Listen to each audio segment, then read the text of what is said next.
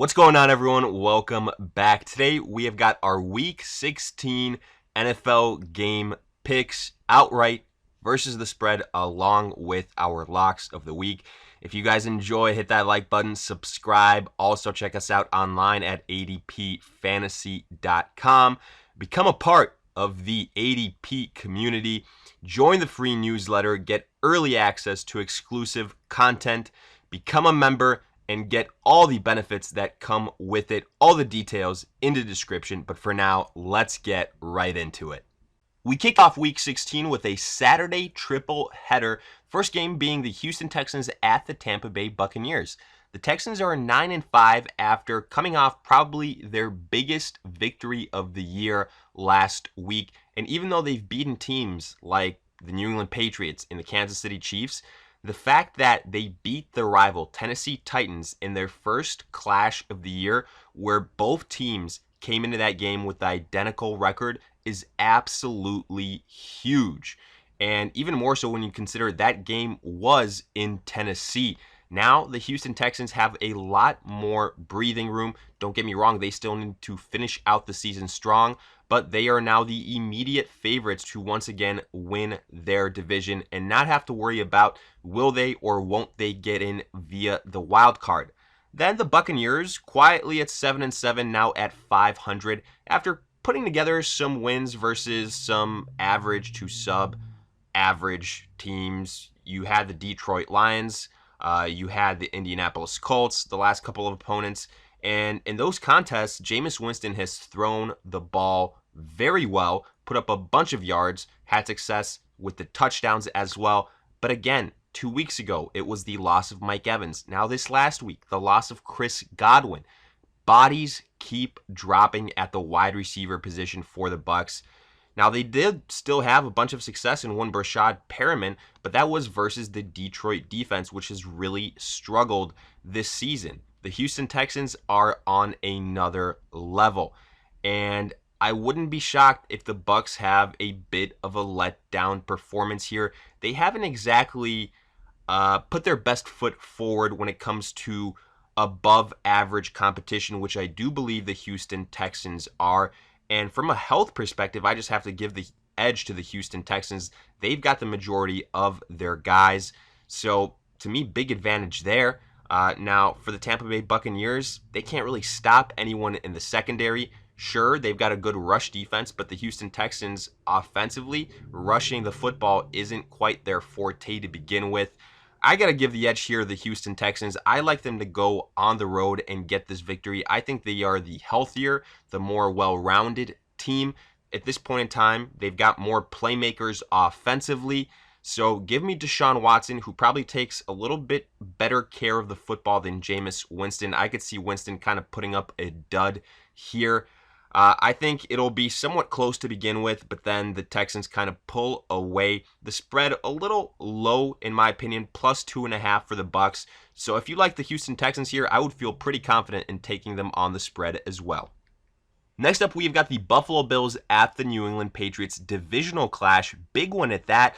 The Bills at 10-4 took care of business last week versus the Pittsburgh Steelers. Kind of low scoring, but the defense of the Bills dominated an offense for the Pittsburgh Steelers that had its hands full from the get-go. While the New England Patriots, 11-3, only one more win than the Buffalo Bills, kind of came out slow versus the Cincinnati Bengals, but then they pulled away like we predicted behind a dominant defensive effort from that squad. Kind of reminded us of the New England Patriots that began this 2019 season. But the reason this game is so huge for both these teams is technically they still both can win this division. Now, definitely the Patriots are in the driver's seat here, don't get me wrong. They've got one more win than the Bills, and they also own the tiebreaker as the first time these two teams played. The Patriots won that game in Buffalo on top of that. Now, a couple things that have changed since then, it seems like. First and foremost, the New England Patriots' offensive struggles have been highlighted a little bit more so. The Patriots' defense not quite as maybe consistently dominant as it was in the beginning of the year, but I would argue that's more so because of the competition they have faced. Well, for the Buffalo Bills, they found some things offensively, especially in the running game. Defensively, they've kind of stabilized and played pretty good football. But maybe most importantly is the expectation that they'll have Josh Allen for the entirety of this game. Because if you remember, Josh Allen did exit that game versus the Patriots due to a concussion at one point in that contest. And in a game that was low scoring and close, maybe that was a difference maker. But if you have to push me to go with the team that I like here, even though the Patriots have kind of been inconsistent, I give them the edge all day long in Foxborough. I like the Patriots there. I think, again, it'll be a very similar type of game. I think it's not going to be all that many points being scored. If it is a blowout, I would imagine it's because the Buffalo Bills offense completely implodes, but they've taken good care of the football, so I don't think that's going to happen. Offensively, look, Josh Allen definitely has an added element that Tom Brady doesn't, but I'm not betting against the Patriots in a game that means so much where they could lock up the division if they win here, and versus a divisional rival on top of that at home. I'll take the Patriots, but on the spread, -6.5, I think that's a little bit too high, especially what we've seen from this Patriots offense as of late, and also consider the fact that Josh Allen is healthy. Consider how these two teams played first time they met up. So I actually love the Buffalo Bills on the spread. For our third Saturday game, we have got the LA Rams at the San Francisco 49ers, another divisional clash. The Rams are 8-6 and pretty much saw their playoff hopes dashed after that embarrassing loss versus the Dallas Cowboys. So much for all the momentum the Rams had put together to all of a sudden just fall flat on their faces. But honestly, at the end of the day, they just proved kind of what we all feared, and that's the Rams offensively just haven't been on the same level as what we've seen these last 2 years, that they need more help offensively, especially on the line, that Jared Goff hasn't progressed from last year to this year like the coaching staff expected, and that maybe too much money was spent on some big names defensively while there's still some things to shore up on that offense. While the San Francisco 49ers are at 11-3 and coming off one of the biggest shock defeats of last week. But if you listened to us in week 15, we said, don't be surprised if the Falcons give a fight to the 49ers. We loved the Falcons on the spread last week. And once you know it, they went ahead and covered outright as they beat the 49ers. And now San Francisco goes from winning that division to now being a 5 seed yet again, even though they are still at 11-3. Now, I do think here we're going to see a bit of a bounce back performance. It's a divisional clash. These two teams know each other. It's an NFC West divisional clash on top of that. So things could get crazy. We've seen the Rams take down Seattle. We've seen the Arizona Cardinals play the 49ers tight. But I do think here it's going to be a little bit different because the Rams really do have some deficiencies on that offensive line. Jared Goff hasn't looked all that great, and I think the 49ers defense bounces back a little bit, but I said it last week, I'll say it again. With the injuries they suffered versus the New Orleans Saints, this defense all of a sudden can be had to an extent, but I do think they will get some of those pieces back as we go along, get ready for the postseason. So 49ers maybe not in so much trouble as one might expect. But in this game, at home, I'm going to go ahead and ride with the 49ers in a bounce-back effort versus the Rams. The Dallas Cowboys absolutely put it on the Rams. I think San Francisco is going to go ahead, rebound offensively, rebound defensively, most importantly, and get this victory in San Francisco. Really get after Jared Goff and force him into some bad mistakes. And we've said it before with the Rams that rushing attack is the key to that offense, and I really don't think they're going to have a whole lot of success with Gurley versus the 49ers. I'm taking San Francisco here outright on the spread, -6.5, without Gurley being a factor, I don't have any faith in this Rams offense. I'm also taking the 49ers on the spread to win by at least a touchdown. Next, we've got the Jacksonville Jaguars at the Atlanta Falcons. Both these teams 5-9 and both coming off victories. The Jaguars beat the Oakland Raiders in a game that we said, watch out, the offense could have some success versus the struggling Oakland defense. Exactly what happened. Then the Falcons, also coming off a victory, but maybe a little bit more of a substantial one. And again, here we said, watch out for the Falcons. They're going to be a pain in the side of the 49ers. And boy, were they ever, as they took down San Francisco in San Fran with one of the biggest surprises of the year. But if you look into it, the Falcons have done it before. They also did it versus the New Orleans Saints. And it's just a gentle reminder that they do have the talent on this squad. But maybe it's a little bit too little, too late, or it's a matter of them not being able to, for the majority of the season, put together a complete game plan for the entirety of a game and play consistently for the entirety of the game. Offensively, I definitely like the Falcons a whole lot more. Matt Ryan, big edge over one Gardner Minshew. The offensive pieces in Devonta Freeman, in Julio Jones, in Austin Hooper. To me, again, advantage Atlanta Falcons. Defensively, the Falcons have played, average to above average football these last couple of days. Now, they've been helped with some maybe struggling quarterbacks. I don't really look at the San Francisco game in that way, but more so maybe the game versus the Carolina Panthers. And I could see something similar here versus the Jacksonville Jaguars. Young quarterback Gardner Minshew on the road in Atlanta, a very tough place to go ahead and play in. I could see Minshew struggling here. DJ Shark, even though he is set to return, I don't know if he will be 100%. So edge again to the Atlanta Falcons. And honestly, I kind of see this game as, well, obviously too little too late, but if one of these two teams can rattle off some victories, 2-3 wins, well, maybe they go ahead and save their respective head coaches. I don't know if that's what the respective fan bases want to see, but it'll really be interesting heading into the offseason from that perspective.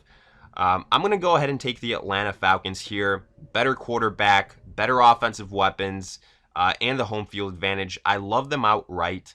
On the spread, a little bit tougher, closer to a coin flip because that spread at -7.5, it's a little bit high. And we have seen the Falcons be inconsistent from time to time, but I'm going to give them the benefit of the doubt, and it comes down to Matt Ryan versus Gardner Minshew. I think the Falcons at home with Ryan under center can cover the spread. Continuing on, we've got the Cincinnati Bengals at the Miami Dolphins. The Bengals are at 1-13, maintain still the worst record in the NFL after that loss to the Patriots, while the Miami Dolphins at 3-11, not all that far behind, losing to the New York Giants, kind of kept up with the Giants to begin with, but then the defense rolled over, and that's all she wrote. And even though on the surface, probably here, only 4 combined wins between these two teams, not all that much to get excited about. If you break this down a little bit further, I think there's a lot of intrigue here from a perspective of the NFL draft order, because even though the Bengals pretty much have the first pick locked up and would with a win, the Dolphins at 3-11, there's a handful of other teams that have the same record, and we know the Dolphins need a franchise quarterback. If they were to win here, that could potentially cost them 2 or 3 draft spots, and that could be the difference between getting your guy and having to settle for someone else. And I bet you, if you took the pulse of the Miami fan base, they'd probably say, I'd rather come out of this game with a loss. And that's why picking these games between teams that don't have a lot of wins and have been out of it for a while, and there's only 2 weeks left to play, is so hard to do when you combine the betting perspective into it as well. And that's why I'd probably advise people to stay away from these type of games this late in the season, because this won't be the only one of these games this week or next week either. So keep that in mind. And I've been going back and forth on this game, and the more and more I think about it, the more I think going with the Bengals makes sense. Now, the Dolphins are favored on the spread at -1.5, and I'd imagine more people are going with them. But I think the Bengals have the X factor here. They've got Joe Mixon, and I think Mixon can put up a performance similar to Barkley, who was a big reason why the Giants beat the Dolphins last week. I think uh, Dalton has a bounce back performance, and his connection with Tyler Boyd will be a strong one. We know the Dolphins defense hasn't stopped anyone. I'd say the Bengals defense, even though it's not all that great either, is a little bit better. And on the flip side, the Miami offense, look, Devontae Parker has been excellent as of late. Ryan Fitzpatrick not scared to throw it around. So I do think we could see a decent amount of points here, but I'm going to go with the Bengals outright. Maybe I'm overthinking it. Maybe I'm putting too much stock into the whole NFL draft positioning.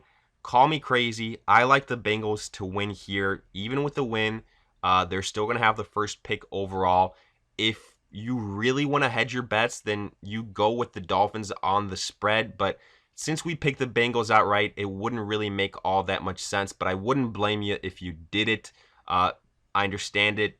But for now, we're going to go with the Bengals outright and on the spread.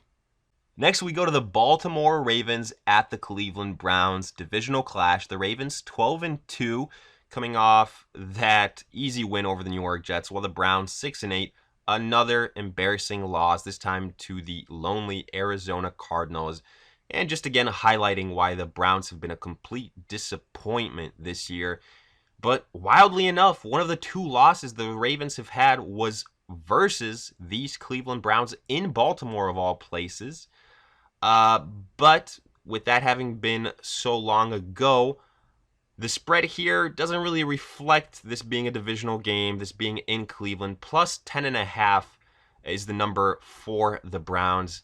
And honestly, I think the Ravens can go ahead and win by at least 2 touchdowns here. Obviously, I like them outright. I think that's practically a lock because the Ravens, even though they pretty much have the first seed locked up in the AFC, they don't want to mess around too much here and give the New England Patriots a chance.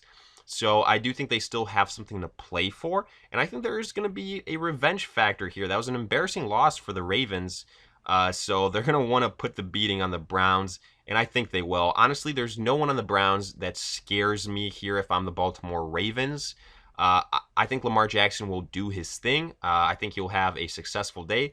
And I wouldn't be shocked if, again, come the fourth quarter, if the Ravens are comfortably winning, they sit him.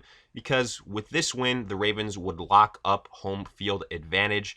And they don't need to do anything for the remainder of the season. And are you really scared that the Browns are going to come back on you? Probably not. Maybe that affects how you feel about the spread. But I think the Ravens will have built up enough of a lead. So I'm taking the Ravens outright and on the spread here. Next, we've got the New Orleans Saints at the Tennessee Titans. The Saints are 11-3, coming off a demolition of the Indianapolis Colts, where Drew Brees remained hot, broke some more records. What's new? Then the Tennessee Titans, 8-6, devastating loss to the Houston Texans. We'll see if they can go ahead and still cling on to a spot in the wild card, because I don't think they're going to win here, even though this is a game in Tennessee and Ryan Tannehill has been a breath of fresh air, obviously, under center. This Saints team is on another level. It's one of the elite teams in the NFL offensively. Drew Brees, these last 2 games, has played incredibly well. Michael Thomas continues to do his thing. I think Alvin Kamara potentially has a bounce back here. I mean, I think that's the only thing that you still want to see from the Saints, the return of Kamara. If they want to go ahead and make a deep playoff run, he needs to get back to dominating.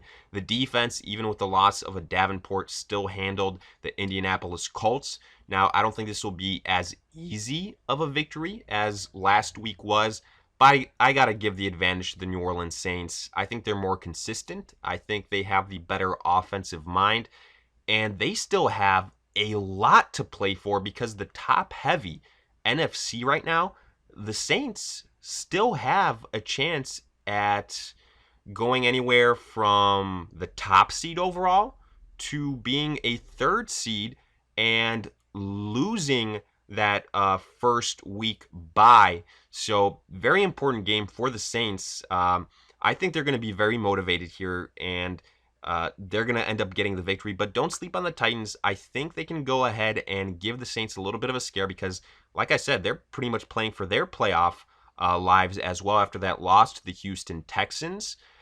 So for that reason, I think it'll be competitive, but I'm going to give the edge to the New Orleans Saints, who I think are the more complete team. They've been the more consistent team throughout the season. And on the spread, plus 2.5, the Titans, I don't think that's all that big of a number, so I'll take the Saints there as well. Moving on, we have got the Carolina Panthers at the Indianapolis Colts. The Panthers 5-9, losing to the Seattle Seahawks like we predicted last week. Not much there to discuss, but the big news from Carolina is that Kyle Allen has been benched, and it is now Will Grier time. Look, it makes sense. The Panthers have been out of it for a while, and Kyle Allen, with his turnover struggles, has ceded way to Will Grier, the rookie quarterback.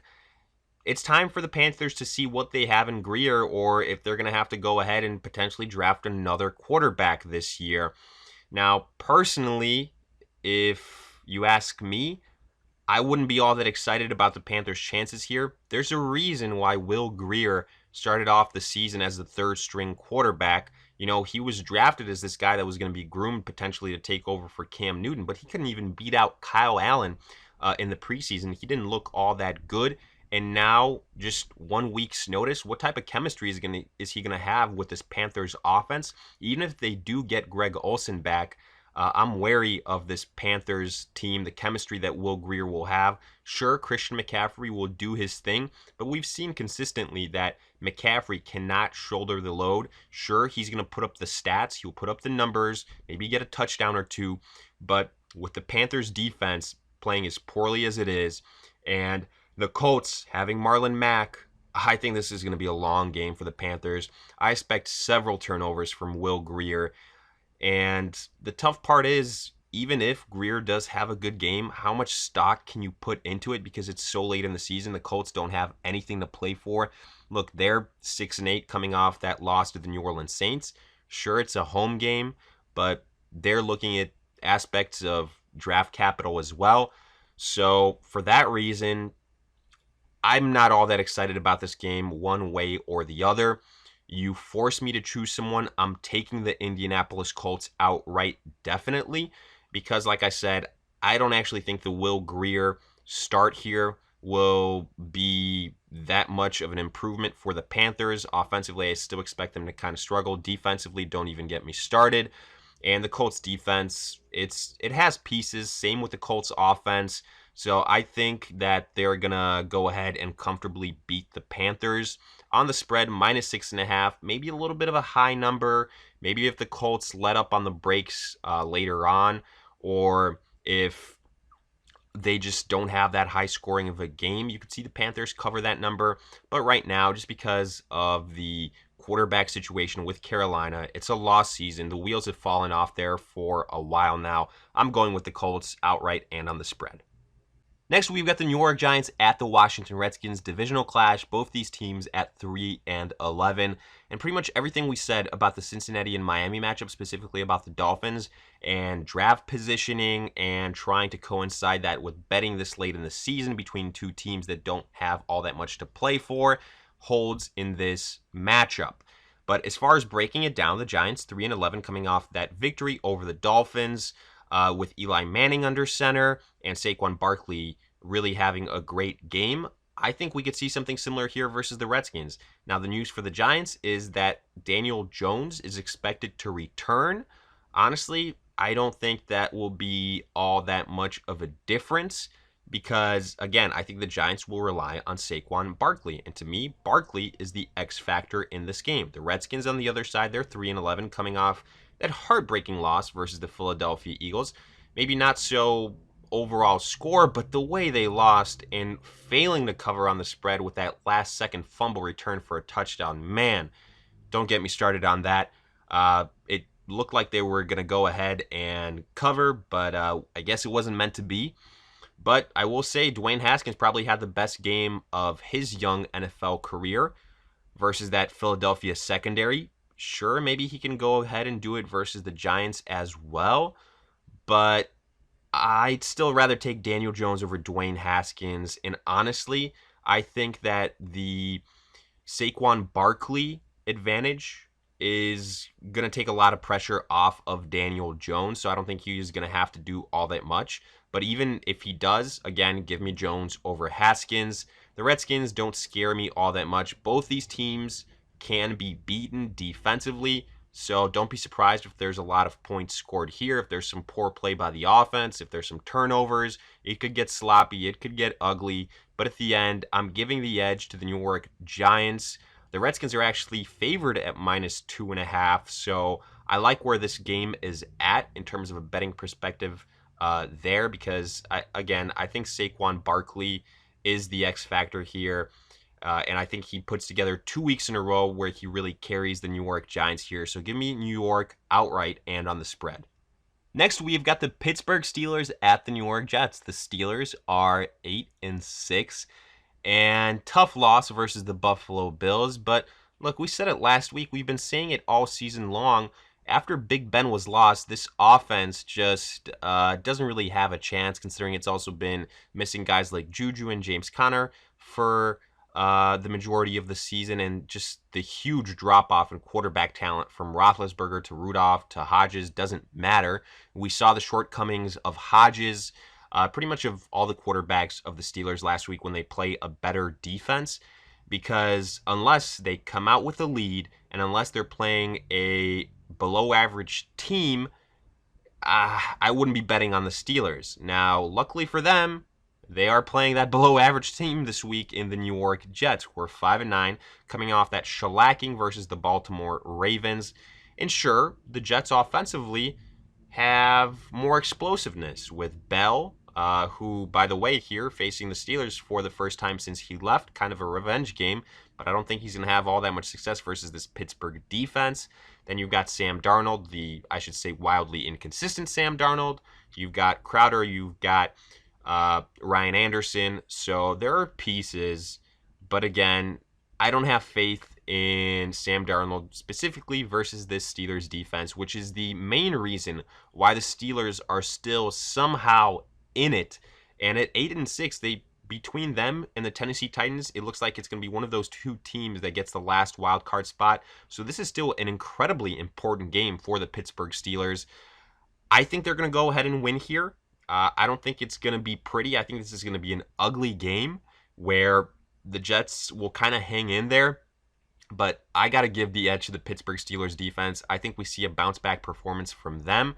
And I think we go ahead and see the rushing attack of the Steelers kind of be featured here so that Hodges doesn't have to do all that much. So I'll take the Pittsburgh Steelers here to win this game on the road outright. The spread +2.5 for the Jets. I think the Steelers can win by at least 3 points.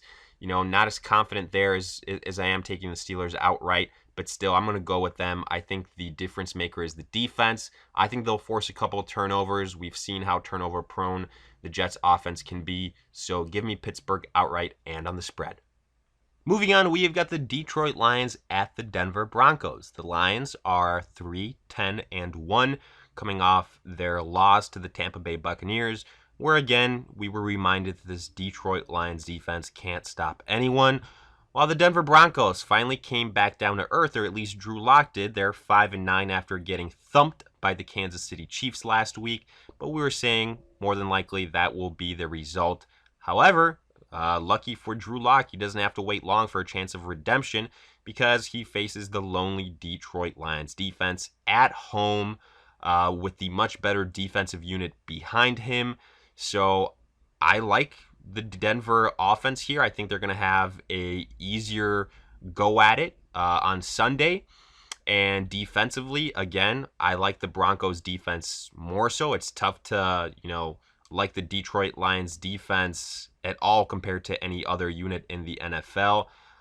They've really struggled this year. Sure, the Lions have more offensive pieces, especially at the pass catching position with guys like Amendola, Marvin Jones, and Kenny Golladay. But the quarterback situation there after Matthew Stafford has gone down, it's been an issue, to put it lightly. Now, I wouldn't be shocked if the Lions stay in this game. We've again, seen them kind of keep it close. The Broncos, they're still a young team. We've seen them blow out some opponents, but not do it consistently. They've kind of been one of these surprise teams that show up for some games and then kind of disappear for others. If there was one X factor here for the Lions, as crazy as it sounds, I think it's the kicker Matt Prater returning to Denver. He's got history there. He knows that stadium. I could see him keeping the Lions somewhat in the game with some long boots. I think he's going to have a pretty good outing here versus Denver, especially with my projection of the Lions struggling to get into the end zone. But even with that being said, I like the Denver Broncos outright. The spread -6.5, kind of tough to go ahead and trust the Broncos, considering their record, considering how inconsistent they are, and since this is almost a touchdown. But again, versus this Detroit Lions defense, I don't think it's too crazy to take the Broncos on the spread as well. Next, we've got the Oakland Raiders at the LA Chargers. The Raiders 6-8, coming off that loss versus the Jaguars, disappointing one. Chargers 5-9, just got shellacked by the Minnesota Vikings. Divisional clash, sure. First time these two teams play, the Raiders had a comfortable win. But since then, I think both these teams have kind of regressed, or at least the Raiders have record-wise. The Chargers, it's the same story with the Chargers week in and week out. They have all the talent in the world, but they just can't consistently put it together. They find gut-wrenching ways to lose when it's a close game, and I think this one could be that. Now, usually with two teams that are kind of close throughout the season and being divisional clash, my philosophy. I think the series, it's smart to go with the home team in each respective game and to call it a split. That's exactly what I'm going to do here. I like the Chargers to win this game. I think they'll have a good outing versus this Raiders defense. I've got more faith in Phillip Rivers than I do Derek Carr, even though it's maybe misplaced faith considering how much Rivers has struggled, but he has way more weapons than Derek Carr, and with Josh Jacobs potentially missing this game, that's probably the best offensive weapon gone for the Raiders. So give me the Chargers here. They've also got the better defense, so I'll take them outright. But on the spread, look, I've learned better than, especially in these divisional games where the Chargers are involved, to give too much credit to them. So I'm going to play it safe, and with the Chargers having -5.5 point spread, I'm going to actually take the Raiders there. Continuing on, we have got the Dallas Cowboys at the Philadelphia Eagles, one of the few extremely meaningful games of this week. Divisional clash, Cowboys 7-7, Eagles 7-7. Both teams still have a chance to win the division. It's crazy, but someone has to come out of the NFC East. Who will it be? Now, the first time these two teams played, the Cowboys won pretty comfortably, and normally I would take the home team here, especially when these two teams are so close together in talent and record. But the Eagles, even though they will be at home here, they are absolutely gutted offensively with injuries. And defensively, can you even trust this team? You've seen what the Giants did against them with Eli Manning coming off pretty much zero notice. And then Dwayne Haskins, after having not done anything this entire season, exploding versus this Philadelphia Eagles squad, which barely beat the Redskins last week to even have this be a meaningful game. The Cowboys on the other side, as hot and cold as they are, they're coming off a huge win versus the Rams. And I have zero confidence that it's going to carry over in this game. That's why I think this game could go either way. It's a coin flip. I really am struggling here to say confidently one of these teams will win. But if you force me to pick one of these teams, I'm going to go with the Cowboys. I realize the storylines coming out of Dallas with the Dak Prescott shoulder issue, but he's come out, he said he's going to play, so I'm not all that worried about that. And again, versus Philadelphia's secondary, even with a bad shoulder, I think he can have success. I think Ezekiel Elliott will do all right. He did the first time these two teams played. For me, it's more so the fact that the Eagles are so injured right now. They don't have any pass catchers, guys. And with the defense not being able to stop anyone, they have to consistently score. So I just don't like their chances from that perspective. I think just because of how meaningful and how important this game is, it'll be competitive. It'll be close. Both teams will hang in. I don't think there's going to be a blowout one way or the other. I wish the Eagles were healthy here, because if they were, I would take them. I think they've got the better quarterback, but with the situation being what it is, I'm going with the Dallas Cowboys outright. The spread plus 2.5. This is where you're going to see me hedge my bets, because again, I don't feel extremely comfortable one way or the other about this. It's not all that high of a number, but if the Eagles do win, which again is a possibility considering we've seen the Dallas Cowboys one week get destroyed by the Chicago Bears and then another week destroy the LA Rams, I think it's a safe hedge here with the Eagles on the spread. Next, we have got the Arizona Cardinals at the Seattle Seahawks. Another divisional clash. The Cardinals 4-9-1 coming off that victory over the Browns. Kyler Murray really had a nice day, and especially Kenyon Drake as well. The Seattle Seahawks 11-3 took care of business versus the Carolina Panthers. Chris Carson had himself a day. So did Russell Wilson. So did Tyler Lockett. Perfect bounce back game for them after losing to the LA Rams. And now they face another divisional opponent. And with the NFC West, we've seen it time in and time out. These games throw out the record to some extent. The Cardinals have almost beaten the 49ers twice this year. The Seahawks just recently lost to the LA Rams. Now, nobody's denying that the Seattle Seahawks are the better team. I mean, hell, they've got a chance at having a bye week heading into the playoffs. They're 11-3 and have been more consistent than the Cardinals since week 1. But I think the Cardinals can hang in there, folks. I think they're going to make it somewhat interesting. I think they're going to make the Seahawks work for it. I think they would love to play spoiler here. But again, this game means so much more for Seattle, who, if they lose here somehow, or if they slip up with only 2 games left, they could potentially go from, 1 or 2 seed all the way to 5 seed. So that's why these games mean so much. Next week's game versus the 49ers is absolutely going to be must-watch TV. But first, they have to get past the Arizona Cardinals. We'll see if they're kind of sleeping on the Cardinals and looking forward to Week 17. I don't think that'll be the case. This Cardinals defense can be taken advantage of, so I think Seattle should have a good game. But I'm not overlooking the Cardinals. I will take the Seattle Seahawks outright. They're the better team, no questions about it. They've got the better quarterback, the better weapons, the better defense. But on the spread, I wouldn't go ahead and immediately take the Seahawks there. Just looking at the record, I'm actually going to take the Cardinals on the spread, with Seattle being -9.5, almost double digits, a little bit high. Give me Arizona there. Getting to Sunday Night Football, we've got the Kansas City Chiefs at the Chicago Bears, or as I would like to call it, the what could have been game.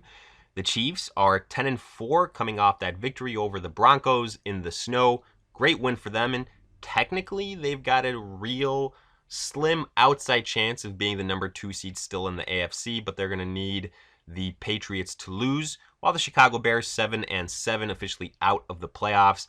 We no longer have to consider them a in the hunt team, quote unquote, even though they were just no chance to begin with. Too little, too late for them.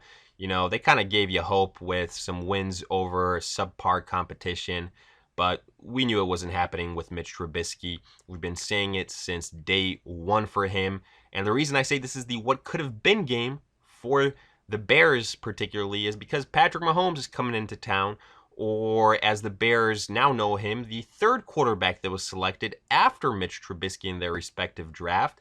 And my question to Bears fans would be, man, what would you give up to have Mahomes instead of Trubisky? Because with Mahomes under center, this offense, and with Nagy, and with this defense more importantly, the Bears would be a Super Bowl contender for years. But instead, they're throwing away the prime years of this dominant defense with Mitch Trubisky trying to figure it out under center, where we can all see that he's not the answer. But nonetheless, the Bears are probably going to stick with him not only this year, but next year as well.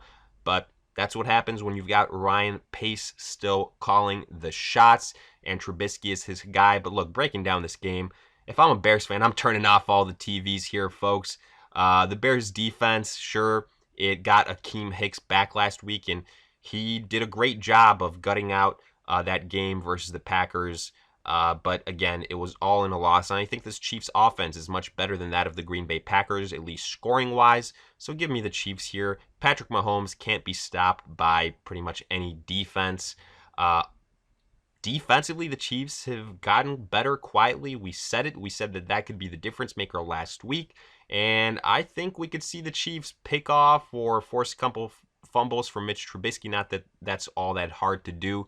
Give me the Chiefs here all day long. I love them outright. They've got a whole lot to play for. The Bears have 0 to play for. The spread plus 5.5. I'll also take the Chiefs there. I think they can win by double digits. And finally, getting to what should be a great Monday Night Football game, we have got the Green Bay Packers at the Minnesota Vikings divisional clash. If the Packers win here, they claim the division. If not, boy, it gets interesting. The Packers are 11-3 coming off that win over the Chicago Bears. The Vikings are 10-4 coming off that dominant performance over the LA Chargers. Now, the first time these two teams played, the Packers were victorious, but that was in Green Bay, and they had to stave off a furious comeback from the Vikings. Now this game being in Minnesota, what can we expect here? A lot of people have got the Vikings here, as the bets would reflect. They're minus 4.5 point favorites. But I'm here to tell you that as unimpressive as maybe the Packers have looked, and maybe they're better than their record would indicate, and I know a lot of people are pointing finger to Aaron Rodgers, saying he's not as good as he should be. He's kind of taken a step back. I'm of the mindset that he just hasn't had to be all that great. He's taken advantage maybe of an easier schedule, but he's also had a great rushing attack and an improved defense behind him. So don't forget that.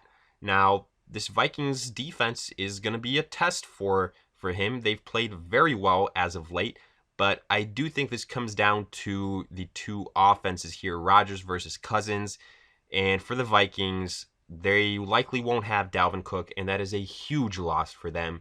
He has been their best offensive weapon, no questions about it. Now, I guess you could say when he hasn't been there, Madison and Boone have filled in favorably, but they're still not of the same caliber and ilk as Dalvin Cook. So for that reason, I'm giving the edge to the Green Bay Packers here. Honestly, if Cook was playing, I think he's that big of a difference maker where I would go with the Vikings. But because of that, that slightly tilts the scale in favor for Green Bay here. I think we see Aaron Rodgers silence some critics and have a nice victory where he's the reason why the Packers win. So give me Green Bay outright. On the spread, minus 4.5, kind of a big number. I actually love the Packers on the spread. I think either way this game goes, it's going to be close, it's going to be tight, it's going to be competitive. That's why I love the Packers on the spread. So with that, we wrap up our pick'ems. Now looking at our locks of the week, we start with the Baltimore Ravens at the Cleveland Browns. Give me the Ravens here. They've still got something to play for. They've got to win this week so they can go ahead and lock up the number 1 seed. I think they're going to be looking for revenge. Lamar Jackson over Baker every single day. Next, Carolina at the Colts. I'm taking the Colts here. I think the fact that Will Grier is under center isn't going to go as well as some people are hoping. I think he's going to struggle, and I think the Colts defense could have a pretty good outing. Next, Pittsburgh at the New York Jets. Give me the Pittsburgh Steelers. I know they're coming off a tough loss where offensively they didn't look all that great, but the New York Jets are nowhere in the same sentence as the Buffalo Bills. So I'll take the Steelers behind a dominant defensive performance to beat the Jets. And finally, give me the Chiefs over the Chicago Bears. Patrick Mahomes over Trubisky.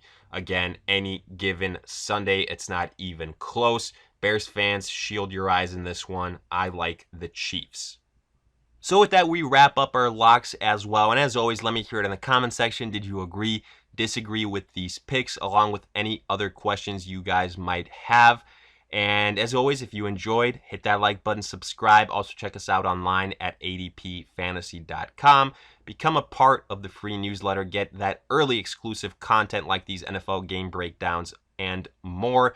All the details in the description. But for now, I'll see you guys in future videos.